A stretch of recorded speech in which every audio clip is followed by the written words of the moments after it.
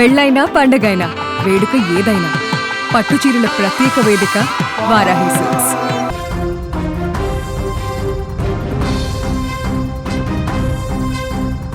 ఆంధ్రప్రదేశ్లో అకాల వర్షాలు ఇప్పుడు తీవ్ర విషాదాన్ని నింపుతున్నాయి. భిన్నమైనటువంటి వాతావరణంతో ఒకవైపు ఎండ, మరొక వైపు వర్షాలతో పూర్తిగా వణికిస్తున్నటువంటి ఈ వాతావరణం తాజాగా ఆంధ్రప్రదేశ్లో ఉన్నటువంటి ప్రజల ప్రాణాలతో కూడా చెలగాటమాడుతుంది. గత 2 రోజుల్లో కేవలం 2 రోజుల వ్యవధిలోనే రాష్ట్ర వ్యాప్తంగా పడినటువంటి పిడుగుల ప్రభావానికి 9 మంది ప్రాణాలు కోల్పోయారు. ఒక్క సోమవారమే ప్రకాశం జిల్లాలో 5, విజయనగరం జిల్లాలో 1 మృత్యువాత పడడం ఇప్పుడు తీవ్ర కలకలం రేపుతుంది.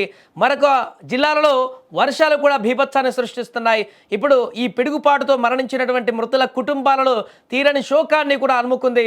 ప్రకాశం జిల్లాలో నిన్న పిడుగుపాటుతో 5 కుటుంబాలలో తీవ్రంగా చీకట్లు నింపినటువంటి పరిస్థితి. దర్శి మండలం చామంతపూడిలో ఆవుల మల్లికార్జున్ 22 ఏళ్లటువంటి వ్యక్తి, ముండ్లమూరు మండలము పసుపుగల్లుకు రావులపల్లి శివరామకృష్ణ పిడుగుపాటుతో గురై మరణించాడు. ఇక మార్కాపురం జిల్లా పుల్లల చెరువులోని ఓ మొక్కజొన్న ఫ్యాక్టరీ వద్ద పిడుగుపడి కన్నయ్య అనేటువంటి యువకుడు చనిపోగా మరో 4 తీవ్రంగా గాయపడ్డారు. ఇదే మండలంలోని ఎండ్రపల్లికి చెందినటువంటి నాగయ్య, కనగిరి మండలం కలగట్ల రైల్వే స్టేషన్ వద్ద దుర్గేష్ అనే మరో వ్యక్తి కూడా పిడుగుపాటుకు బలయ్యారు.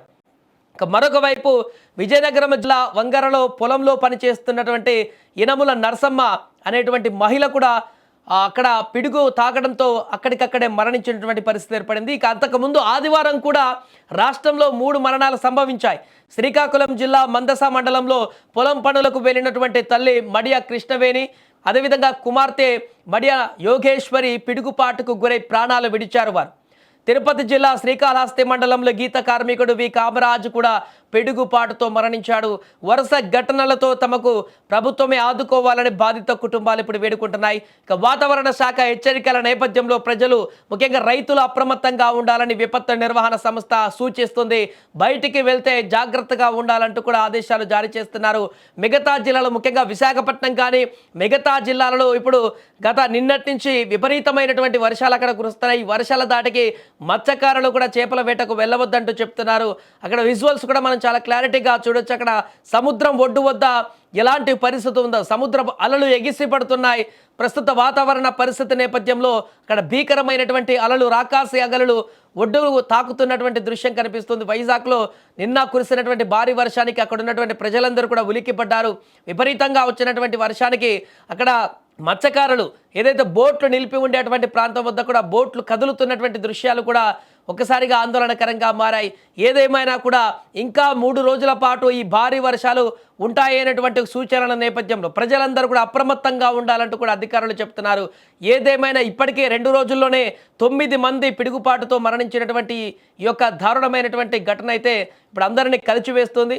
ఒకవైపు పిడుగులు, మరొక వైపు ఈదురు గాలులు కూడా, బీభత్సమైనటువంటి ఈదురు గాలులతో కూడా ఈ యొక్క ప్రమాదం పొంచి ఉంది. ఇప్పుడు వర్షాలు పడ్డటువంటి సమయంలో బయటకు వెళ్లకుండా జాగ్రత్తలు పాటించాల్సిన పరిస్థితి ఏర్పడింది. ముఖ్యంగా రైతులు వ్యవసాయ పనుల నిమిత్తం బయటికి వెళ్ళినటువంటి వారు చాలా జాగ్రత్తగా ఉండాలి.